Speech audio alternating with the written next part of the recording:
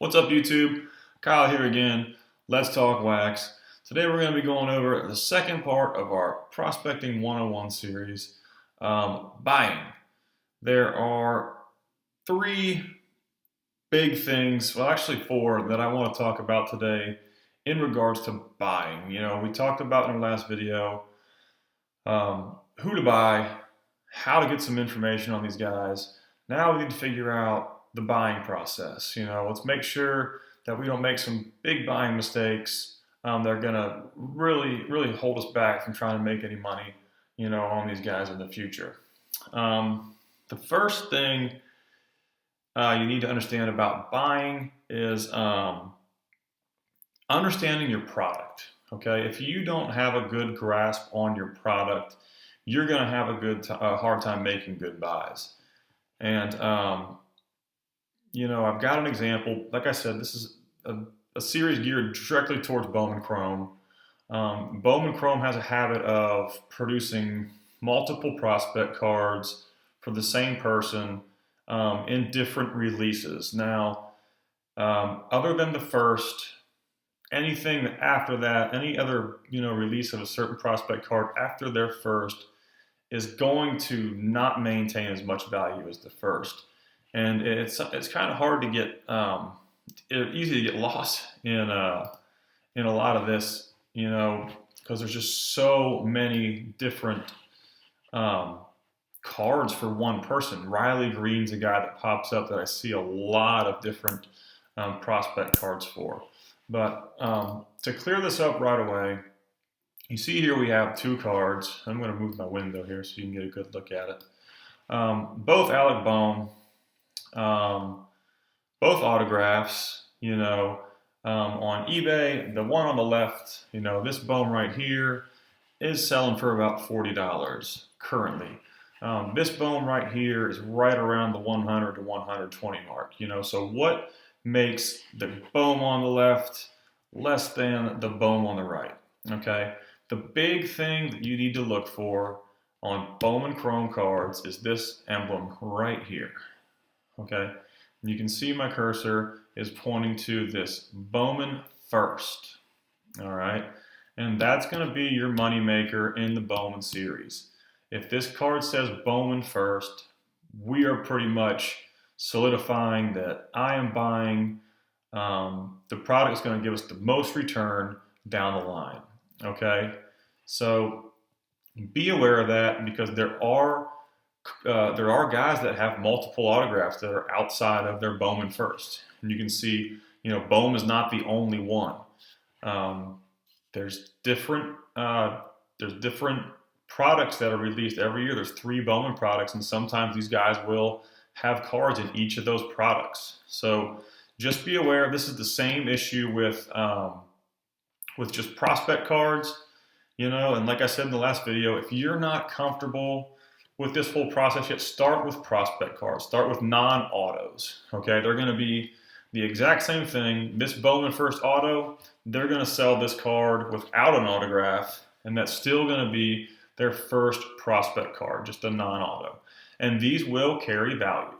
But just beware that when you are buying, that this first Bowman logo is on the card you're buying. Because there's so many, there's megas out there that have terrible resale. There's non-first out there that have terrible resale, and it's not a good way to really secure your investment by buying second, third, fourth prospect cards. You want to make sure you're buying that Bowman First, okay?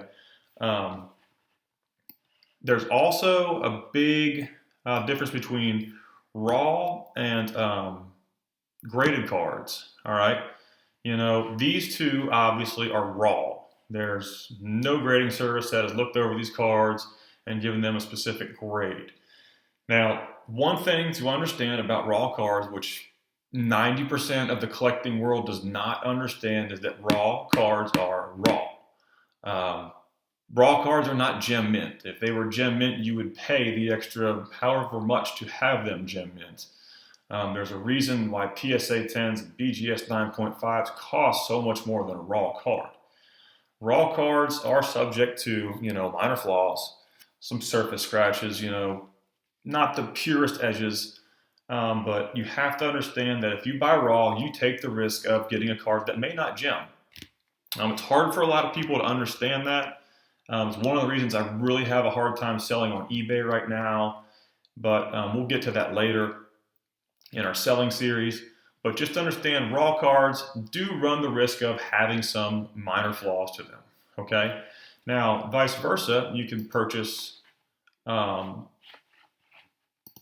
graded cards, okay? And I took two pictures of two of my graded cards that I have, a BGS Jordan and a PSA 10 Perdomo, okay? Now, these cards are graded, all right? You can see BGS here has graded this, Gem Mint 9.5.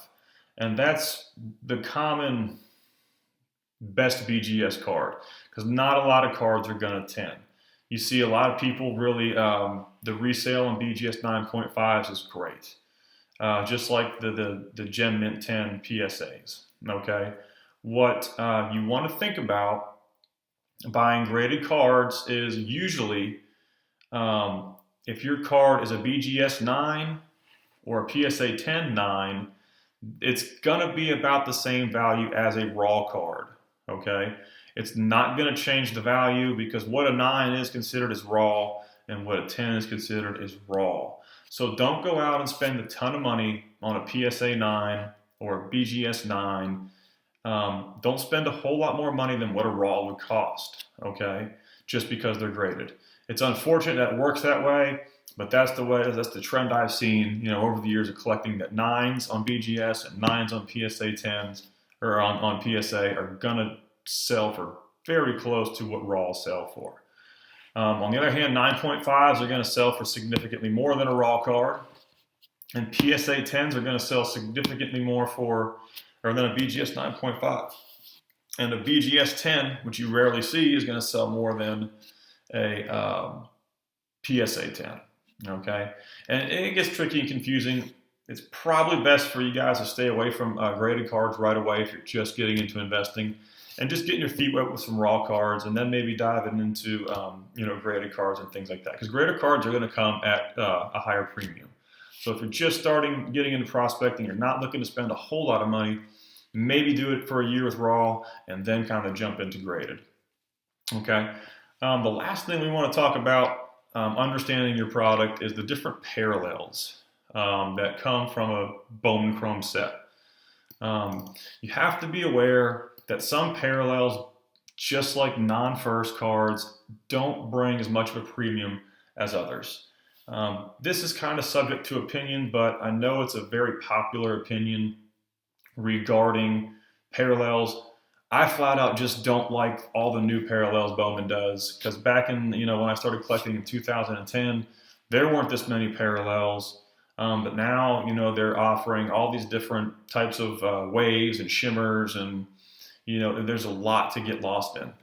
So what I do here is I'm going to offer you my opinion, which is a very popular opinion on the parallels that kind of have the best resale, the most sought after parallels. Base cards are base cards. They're always going to be sought after. Refractors are numbered to $4.99. They've been a staple in Bowman Chrome for years, okay?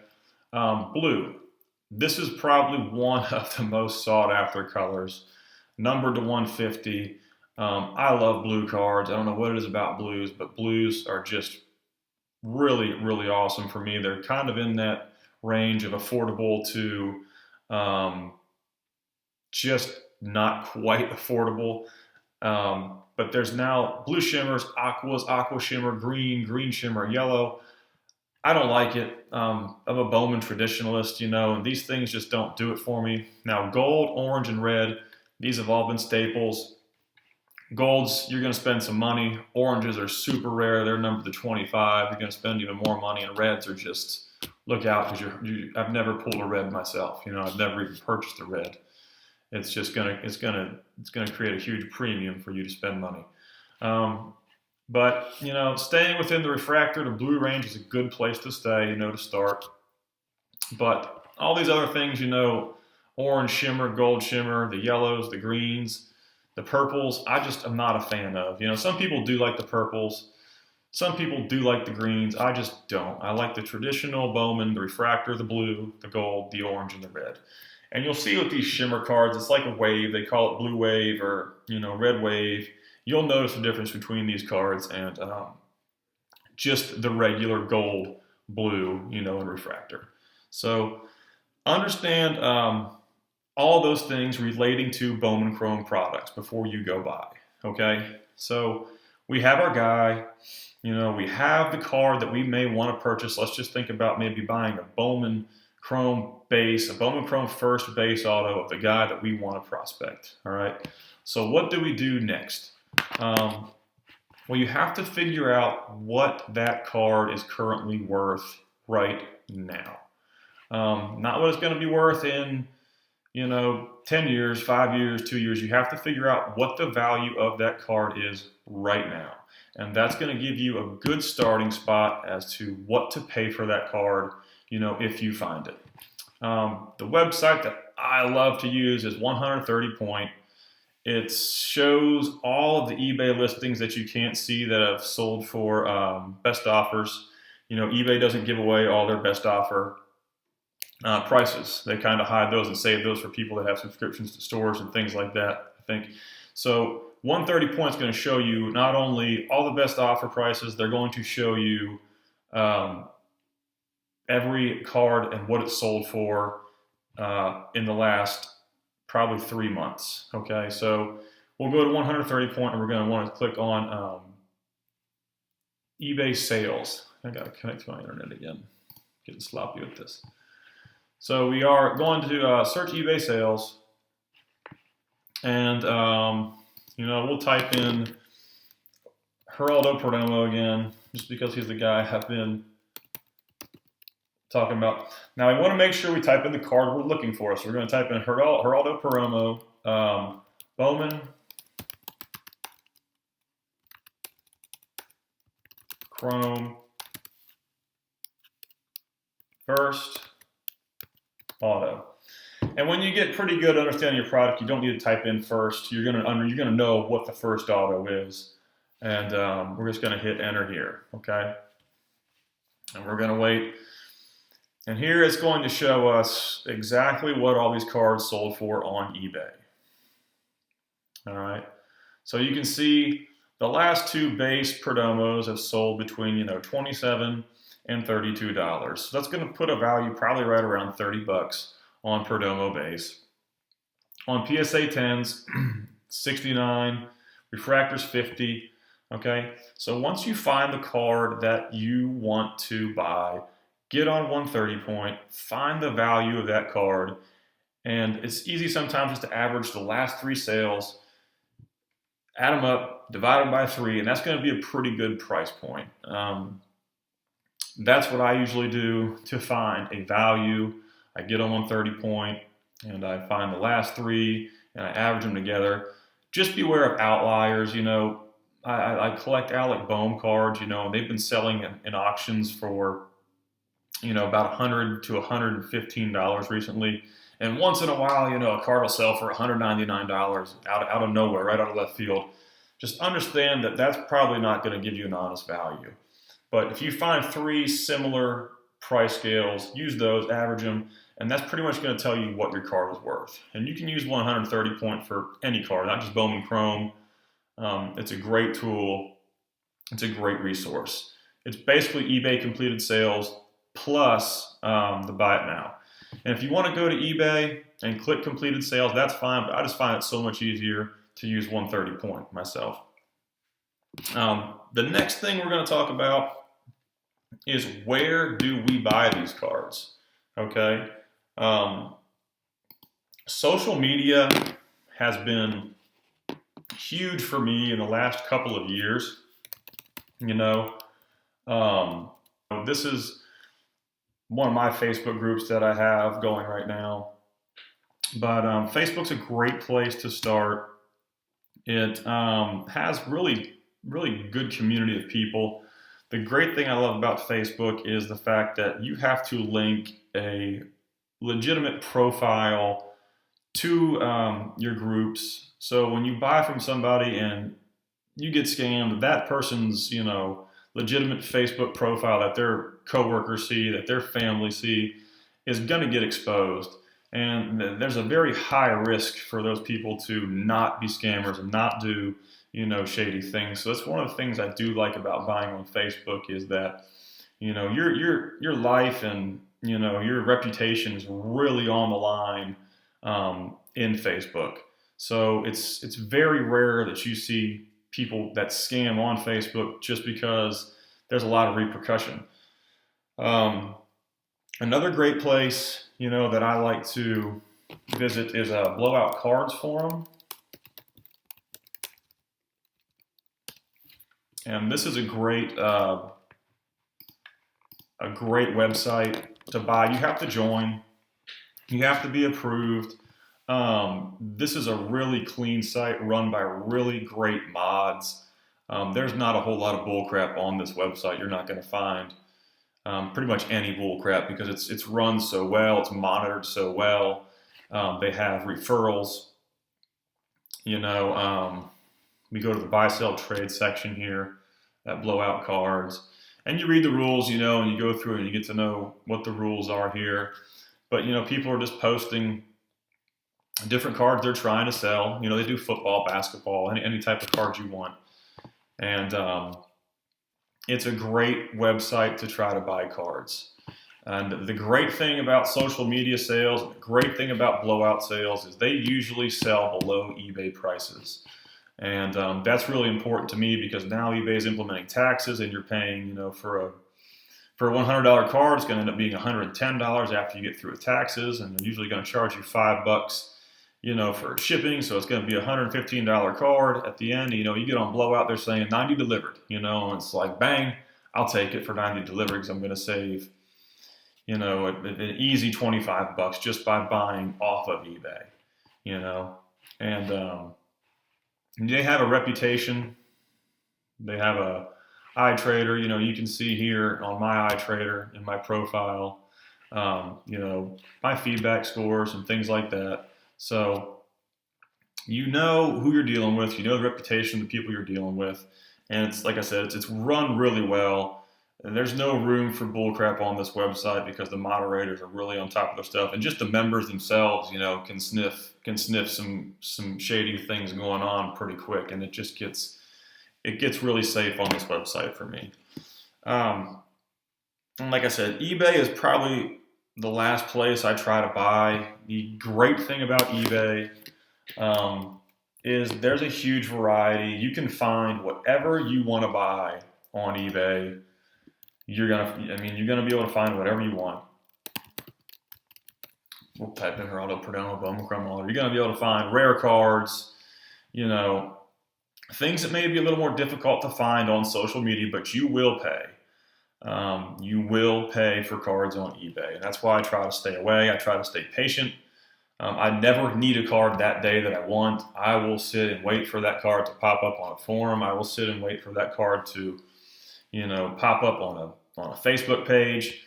I rarely go out and seek and say, hey, I'm trying to buy this guy. I really have the patience to sit and wait for the card that I want to pop up.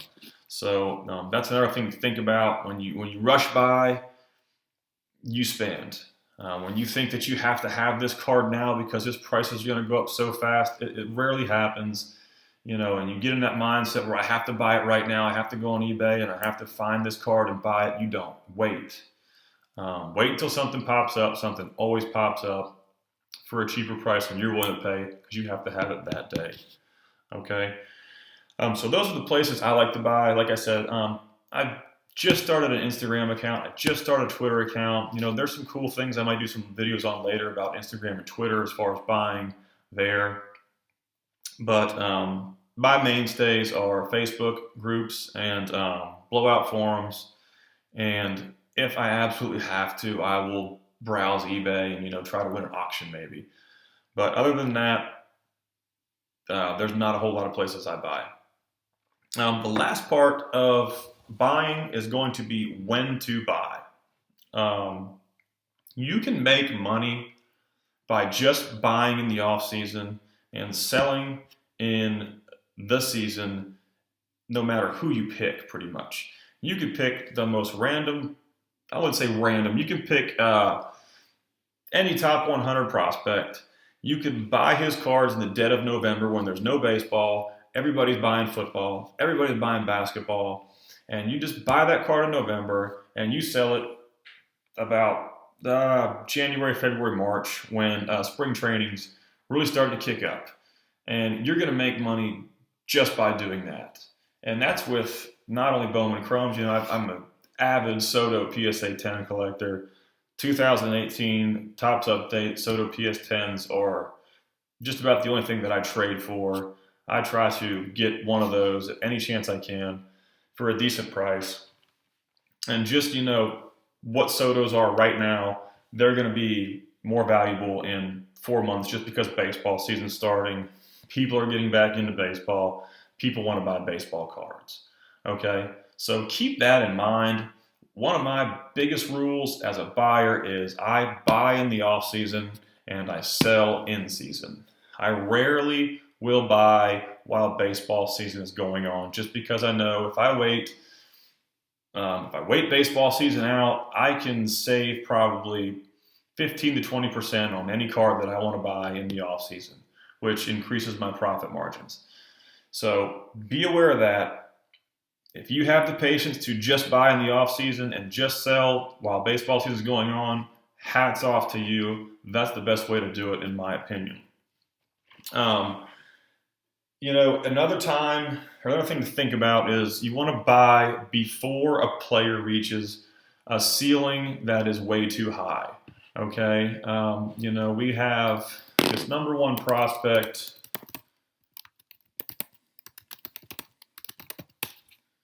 Right here, Wander Franco, and he is the number one prospect in baseball right now. He is commanding the highest price, right now for a Bowman Chrome baseball card. If I could find, I haven't been on eBay. Trying to see if I can, here we go. Sold and completed. Let's see what it's actually selling for. Everybody's tagging, Wander Franco on all their sales now because that's the cool thing to do. Just a PSA 9 selling for $650. Buying guys whose ceiling is already so high as far as price is a huge risk to me. Wander Franco, he may turn out to be great. His price may go up. And there's a pretty good chance that it could, just because of the talent, and the grades that he scales out on the grading scale. But he is going to have to perform at a ridiculous level at the major league, in Major League Baseball, just to maintain the prices people are paying for him right now. A great example of that would be Lewis Robert. People were paying so much for Lewis Robert autos prior to this upcoming baseball season. And the back half of this baseball season, he slumped, and he slumped hard.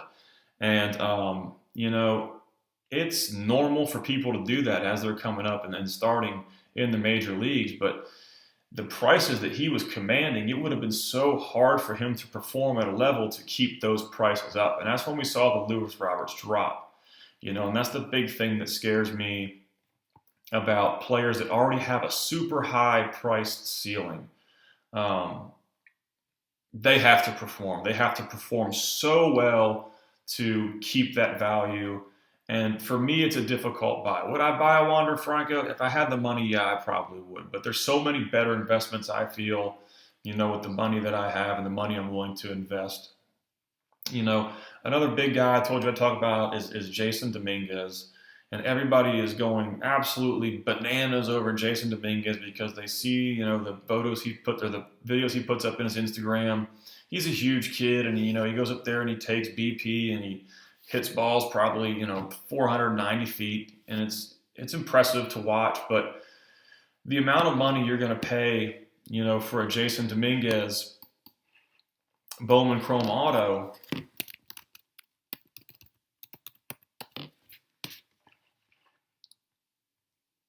let's see if we can find one here. Just a BGS 9.5.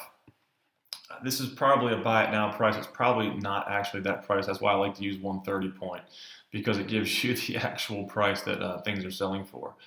But his prices are outrageous. They're so high. The kid's never played a minor league season to date. And, what this kid is going to actually have to come out and do in the minor leagues to hold that value is going to be incredible.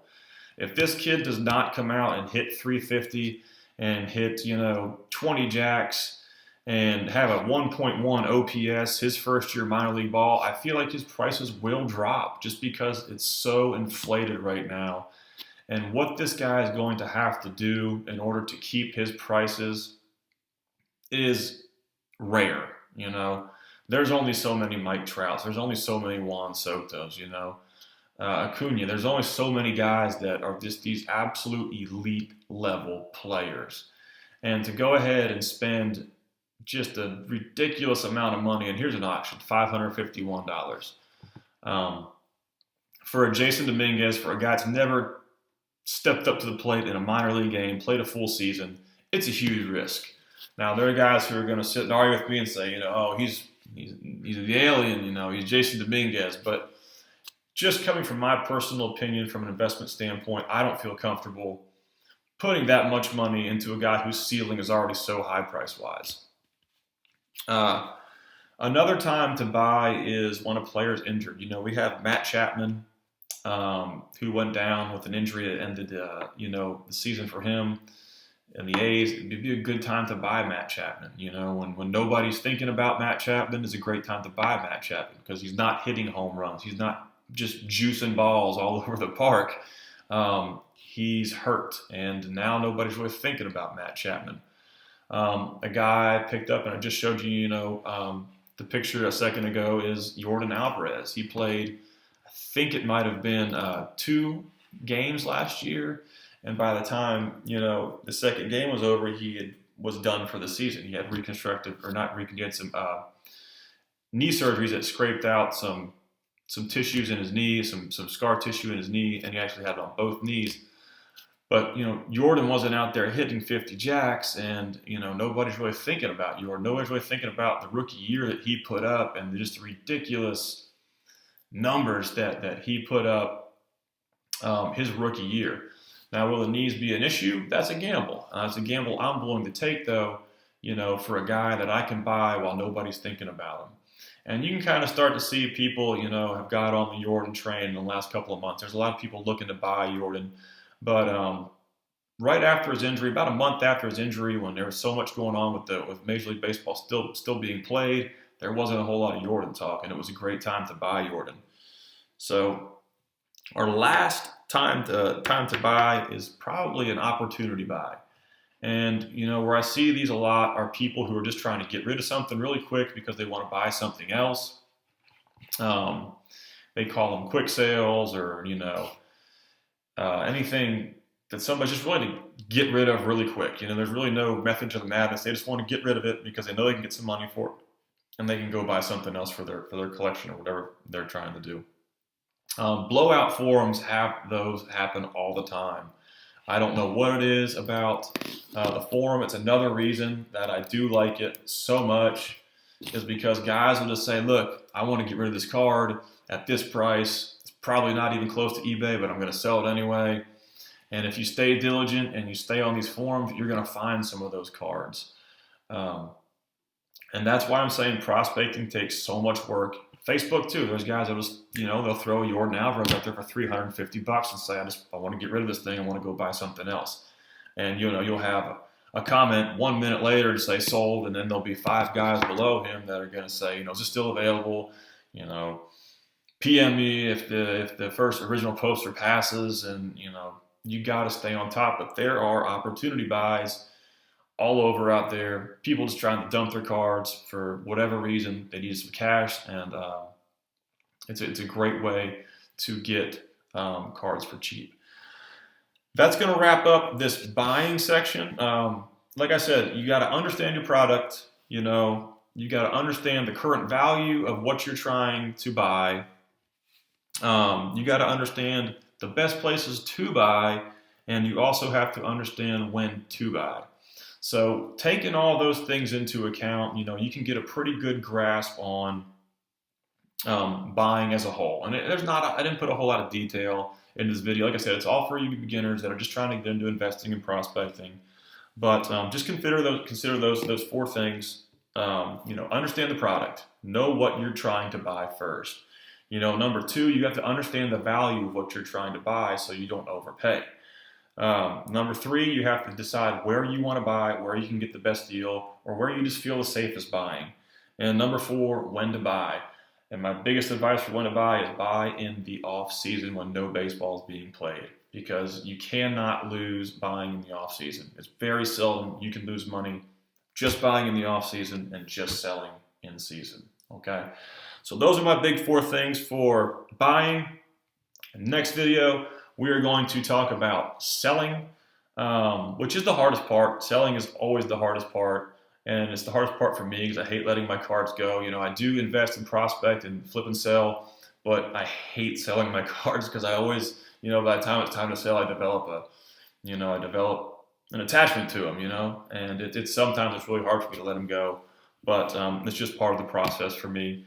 If you like this video, please subscribe. I am going to, as always, post a link to my Facebook group, Bowman and Topps Baseball Card Connector. I'm going to post a link to my Instagram and my Twitter, which I'm still trying to learn, as I told you before. But like I said, subscribe and like. I'm going to post a third video up here shortly about buying, and I hope to get into some more in-depth content, And I really appreciate you guys watching. Have a great day, and take it easy. Be safe.